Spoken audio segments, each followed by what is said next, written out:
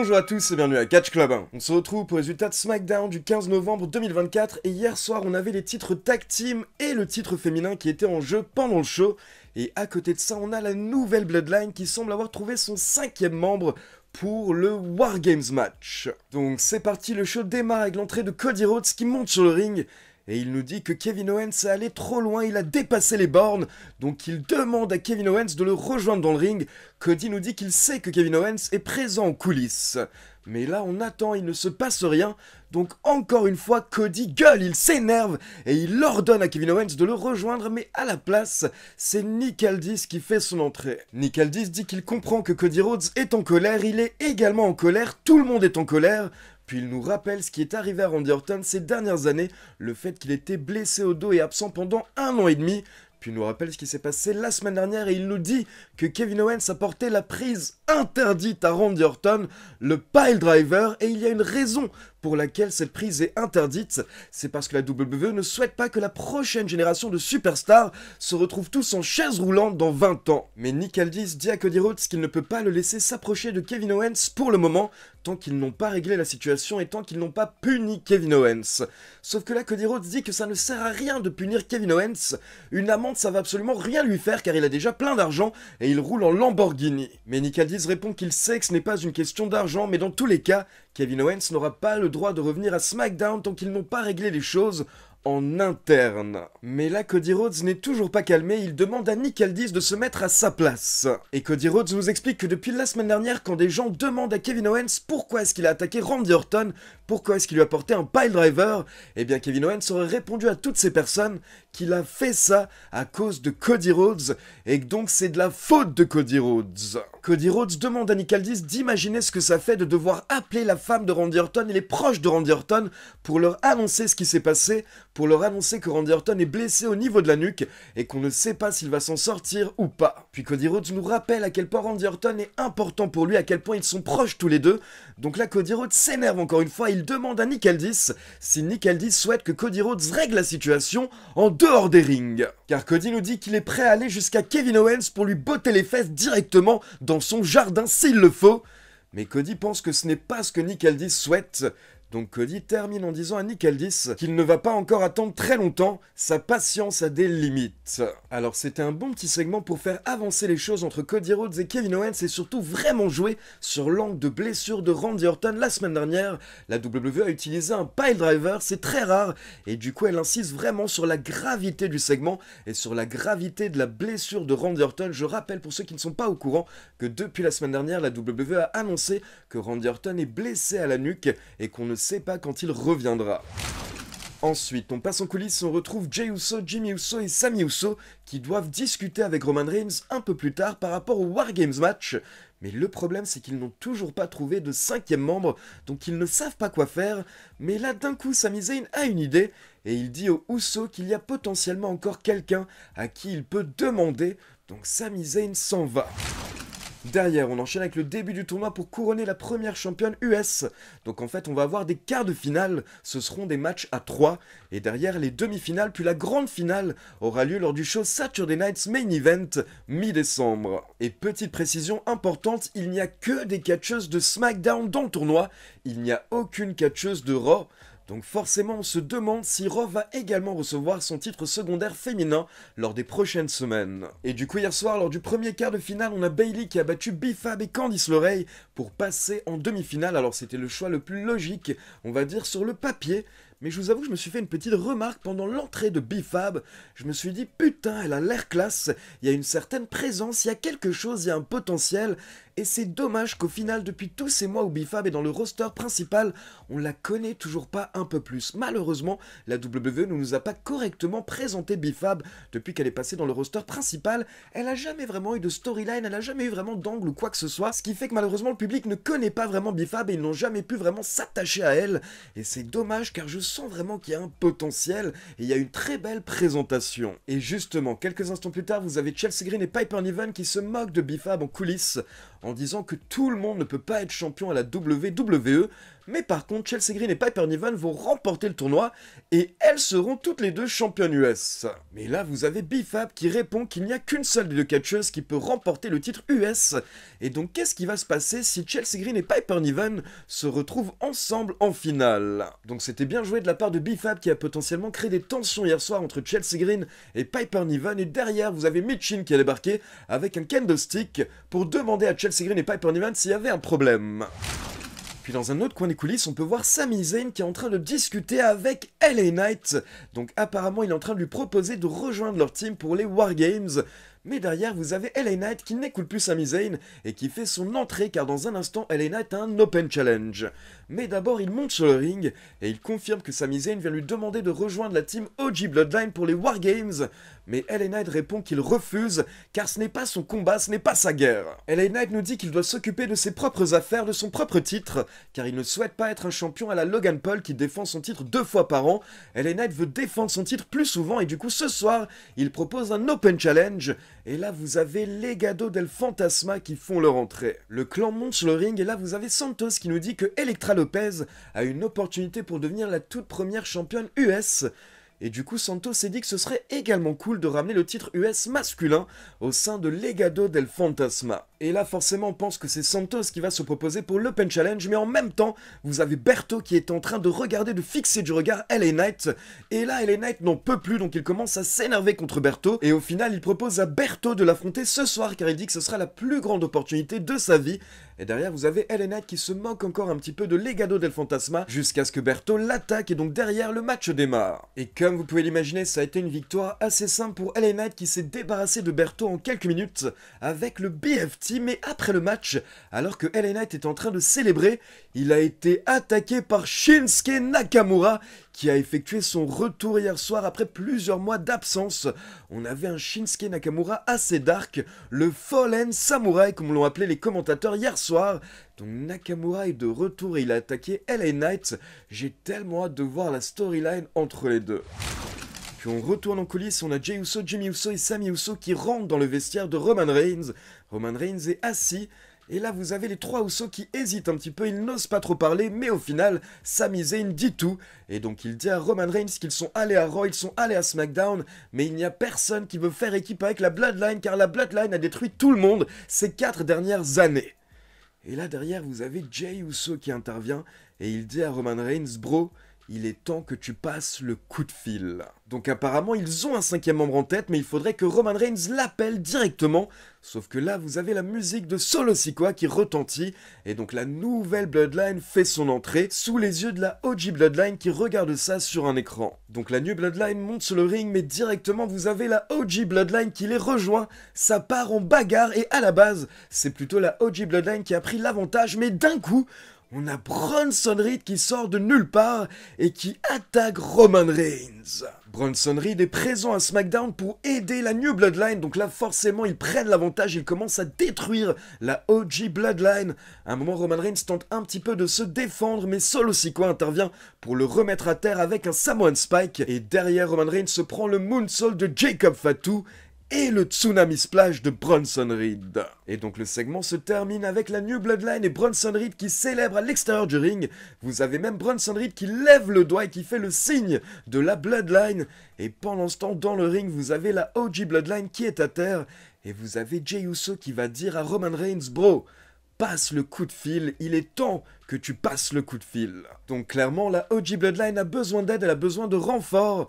Et hier soir, quand on avait Jey Uso qui n'arrêtait pas de dire à Roman Reigns d'appeler quelqu'un, forcément on a tous pensé qu'il parlait de Seth Rollins. Donc on attendait de voir si Roman Reigns va appeler Rollins ou pas. Puis derrière, on a Kevin Owens qui a envoyé une petite vidéo pour répondre à Cody Rhodes et Nick Aldis. Et KO nous dit qu'il ne comprend pas pourquoi est-ce qu'il est puni, car au final, tout ce qu'il fait, c'est faire son job. Et justement, Kevin Owens nous annonce qu'il sera présent à SmackDown la semaine prochaine pour faire son job. Puis on enchaîne avec un match pour les titres par équipe avec les Motor City Machine Guns qui défendaient les titres hier soir face aux Street Profits. Sauf qu'au bout de quelques minutes, vous avez Tommaso Ciampa qui intervient et qui attaque les Street Profits, donc forcément ça met fin au match. Et derrière, on peut voir que c'est également tendu entre Ciampa et les Motor City Machine Guns. Ciampa est même quasiment prêt à se battre avec eux, mais Gargano intervient pour tenter de calmer son coéquipier. Et donc là, pendant un instant, on a l'impression que Ciampa est en train de se calmer, mais au final, il repousse violemment Gargano. Donc clairement hier soir on a vu que Ciampa est en train de péter un câble, mais encore une fois j'ai adoré ce qu'on a vu de la part de Ciampa hier soir, car on a l'impression de voir de l'attitude de la part de Ciampa, et c'est ce Ciampa qui est intéressant. C'est pas l'espèce de Ciampa tout gentil qu'on a eu ces derniers mois qui n'avait quasiment aucune personnalité, mais par contre ce Ciampa qui a pété un câble a un énorme potentiel. Donc Ciampa s'en va et forcément vous avez Gargano qui est un petit peu choqué, il s'en va également. Et derrière, vous avez les champions, les Motor City Machine Guns qui essayent d'être fair play. Donc ils aident Angelo Dawkins et Montez Ford à se relever, on pense que tout va bien. Mais là, Angelo Dawkins en profite et il met une droite à Alex Shelley. Donc j'imagine qu'on aura potentiellement un rematch entre ces deux équipes lors des prochaines semaines, vu qu'au final, hier soir, on n'a pas eu de vrai vainqueur. Ensuite, on passe en coulisses, on retrouve Bayley et Naomi en train de discuter. Et là, vous avez Bayley qui donne un conseil à Naomi.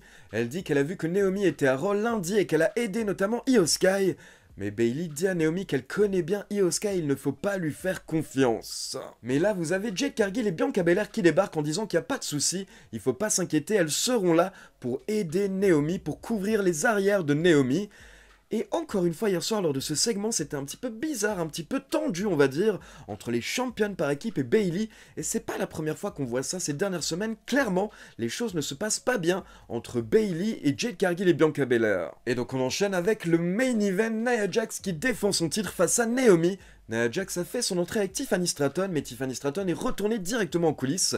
Elle n'est pas restée au bord du ring pendant le match. Et justement, au bout de quelques minutes, la WWE nous montre que Tiffany Stratton est en coulisses en train de regarder le match sur un écran. Et dans un autre coin des coulisses, on a les championnes par équipe qui sont également en train de regarder le match sur un écran. Sauf que quelques minutes plus tard, on peut voir que les championnes par équipe sont par terre, car en fait, elles sont en train d'être attaquées par Liv Morgan et Raquel Rodriguez qui étaient présentes hier soir à SmackDown. Puis un peu plus tard, vous avez Tiffany Stratton qui tente d'intervenir pour aider Nia Jax, mais au final Bayley intervient pour se débarrasser de Tiffany. Mais ce n'est pas terminé car derrière vous avez Candice LeRae qui est également intervenue pour aider Nia Jax, ce qui a permis à Nia Jax de reprendre l'avantage et de porter un énorme Samoan Drop depuis les cordes sur Naomi. Et ensuite elle a enchaîné avec son finisher, le Banzai Drop, pour la victoire. Mais attention, le show n'est pas terminé car on retourne dans le vestiaire de Roman Reigns. Et là on a le OTC qui sort son téléphone, et là il dit à son téléphone: appelle le Wise Man. Donc au final, Roman Reigns passe son coup de fil, il passe son appel, mais il n'appelle pas Seth Rollins, il l'appelle le Wise Man. Mais là, ça ne sonne pas. À la place, on a un message qui nous annonce que cette ligne ne fonctionne plus. Cette ligne est hors service. Et là, vous avez Roman Reigns qui ne comprend pas. On peut voir qu'il est déçu et surtout, il est pas bien. Il lâche son téléphone et il est totalement perdu. Allez, on enchaîne avec l'avis de Pierre et derrière ma conclusion. Côte d'Ivoire rouge, scrogneux car la semaine dernière, quand il était en train de siroter sa vodka dans son tourbus en costard avec son clébard, Kevin Owens infligeait à Randy Orton le move dont on ne doit pas prononcer le nom. Et Voldemort. Pardon, désolé Ali. En tout cas, Cody Rhodes veut en finir avec Kevin Owens, j'ai hâte d'en voir plus. On est peut-être sur la vraie première rivalité intéressante de Cody depuis le début de son règne. Les qualifications pour déterminer la première championne des États-Unis commencent. Et ce premier round était vraiment très cool. Bon, je ne savais pas que Bifab était encore là. Je me souvenais même plus qu'elle était catcheuse d'ailleurs. Mais elle se débrouille pas trop mal et je suis content car sans aucun suspense, Bayley Sherry s'est qualifiée, elle qui était Grand Slam Champion. Maintenant qu'il y a un nouveau titre, elle n'est plus Grand Slam Champion. Alors ça ferait sens qu'elle le devienne à nouveau, je suis totalement pour. Le segment entre LA Knight, yeah, et Legado del Fantasma était excellent. C'était probablement mon segment préféré de la soirée. Santos Escobar a un flow de Bézax. J'adore ce mec, pour moi c'est le latino le plus cool à la WWE. Et LA Knight a encore été borderline au micro, c'est pour ça qu'on le kiffe. S'en est suivi un match plutôt cool contre Berto, mais le plus important, c'est le 475e retour de Nakamura Shinsuke à la WWE. Je dis oui et encore oui, c'est une énième tentative. J'espère que cette fois-ci ça va fonctionner avec Shinsuke. Il a l'air hyper badass et une feud Nakamura LA Knight, je savais pas que j'en avais besoin, mais j'en ai besoin. Let's go vivement la semaine prochaine. On enchaîne avec le segment suivant et je vais être calme, très calme, je vous promets. La Bloodline de Solo Sikoa a fait son entrée suivie de la OG Bloodline. Ce qui va suivre n'a aucun sens. La bagarre éclate directement et la Bloodline OG perd rapidement l'affrontement. Mais pourquoi ils sont aussi nuls? Car après quelques secondes de combat, Bronson Reed intervient pour aider la New Bloodline. C'est très intéressant. Non, c'est pas intéressant, ça n'a aucun putain de sens. Grâce à son intervention, la Bloodline de Solo remporte l'affrontement et Bronson Reed lève le dos avec eux. On m'a dit sur Twitter, oui mais si ça a du sens, Bronson Reed a du sens à moi. Alors très bien, je vais faire un test ADN et si je m'aperçois qu'un de mes arrière-grands-pères a couché une fois avec une latino, j'aurais peut-être mes chances de rejoindre la LWO par exemple. Ouf, ça va, j'ai réussi à le faire sans m'énerver, j'ai hâte de voir la suite. Après un bon début de match entre les Street Profits et les Motor City Machine Gun Kelly, Ciampa pète un câble. Il intervient dans le match et il exprime son mécontentement auprès de son partenaire Gargano qui était venu le calmer. Alors vous connaissez mon amour pour DIY et pour les deux individuellement. J'adore ces mecs et j'adore cette tag team. Maintenant, j'ai pas envie que ça mène à une séparation de l'équipe. J'ai plutôt envie que ça mène à un heel turn de Gargano qui suit Ciampa dans son délire. On est en manque d'équipe dans la division tag team à la WWE. Tellement en manque qu'on signe des nouvelles tag teams et on leur donne les titres directement. Alors je trouverais ça stupide de split une nouvelle tag team gratuitement. T'as dit, j'ai hâte d'en savoir plus. Cet épisode de SmackDown était plutôt correct à part quelques décisions stupides. Non, je me calme, c'est bon, c'est bon. Allez, ça suffit. J'ai pas parlé du main event, c'est vrai, mais je m'en fous. J'adore Naomi, mais je peux plus voir Nia Jax en peinture, tout comme Liv Morgan. Et j'ai une hype proche de 0 pour ce Wargames féminin forcé. Je donnerai une note de 7 sur 10 à cet épisode de SmackDown. J'ai été un petit peu salé par rapport à Bronson Reed et je vais l'être encore plus à Monday Nitro, je le sens. Et Roman Reigns qui tente de reprendre le contact avec le Wiseman, je trouve ça vraiment très cool. Depuis le début, je le dis que cette Bloodline ne peut pas fonctionner sans Polyman. J'avais peur pour cet épisode de SmackDown, mais ça va, il rattrape le niveau de l'infâme Monday Nitro qu'on a eu cette semaine. Alors je reste dedans. Merci à tous, à la prochaine, merci Ali et vive le catch. Alors je vais me concentrer sur la Bloodline et je suis assez d'accord avec Pierre. Ce qui s'est passé hier soir n'a aucun sens. On n'a jamais eu de segment entre la New Bloodline et Bronson Reed, donc on ne comprend pas pourquoi est-ce que hier soir Bronson Reed est intervenu pour aider la New Bloodline. En soi, Bronson Reed n'a pas de problème avec la OG Bloodline. Et la seule chose qui lie un petit peu Bronson Reed et la Bloodline, c'est le fait que Bronson Reed a des origines samoanes, mais c'est tout quoi. Mais après, bien entendu, on comprend tous pourquoi est-ce que la WWE a inclus Bronson Reed dans la rivalité du côté de la New Bloodline. C'est parce que logiquement, j'imagine qu'il souhaite inclure Seth Rollins du côté de la OG Bloodline. Et que du coup, d'ici les Survivor Series, potentiellement, on pourrait avoir une réconciliation entre Roman Reigns et Seth Rollins, en tout cas une réconciliation temporaire, pour que Rollins fasse partie du Wargames match. Maintenant, je le répète, personnellement, j'aurais vraiment préféré qu'on reste sur un 4 contre 4, OG Bloodline contre New Bloodline, et pour moi, ça ne sert pas à grand chose d'ajouter Bronson Reed et Seth Rollins à ce match. Après, c'est le choix de la WWE, ils font ce qu'ils veulent. Et il faut également avouer au fond que hier soir, quand on a eu la petite image de Bronson Reed avec la New Bloodline en train de lever le doigt, en soi c'était assez classe, et Bronson Reed ajoute quelque chose à la team New Bloodline. Et ensuite par rapport à Paul Heyman, alors hier soir quand on s'est rendu compte que son numéro de téléphone ne fonctionnait plus, il y a beaucoup de personnes qui ont ressorti une vidéo qui date d'il y a 5-6 mois, où Solo Sikoa avait cassé le téléphone de Paul Heyman. Alors certes, c'est vrai, Solo Sikoa avait cassé le téléphone de Paul Heyman, mais c'était il y a 6 mois. Donc je pense qu'entre-temps, Paul Heyman avait le temps de réparer son téléphone. Et en plus, à côté de ça, beaucoup de personnes l'ont souligné, quand on casse un téléphone, c'est pas pour autant que la carte SIM va être désactivée. Et à côté de ça, beaucoup de personnes ont également souligné le fait que Paul Heyman avait souvent 2 téléphones. Donc en soi, il n'y a aucune raison que son téléphone ne fonctionne pas, si ce n'est qu'il ait changé de numéro pour potentiellement ne plus être joignable, ne plus être contacté par Roman Reigns. Donc c'est très bien joué de la part de la WWE hier soir, car du coup maintenant on se demande, est-ce que Paul Heyman est toujours bien le Wiseman de Roman Reigns ? Ou est-ce qu'il va revenir et trahir Roman Reigns lors des prochaines semaines? Donc voilà, c'est tout pour les résultats de SmackDown. Maintenant, comme d'habitude, c'est à vous. N'hésitez pas à me laisser vos avis dans les commentaires et dites-moi par exemple, selon vous, qui sera la première championne US. Et comme d'habitude, n'oubliez pas de liker la vidéo, de vous abonner à la chaîne et de cliquer sur la petite cloche pour être informé de la sortie des prochaines vidéos. Ciao tout le monde!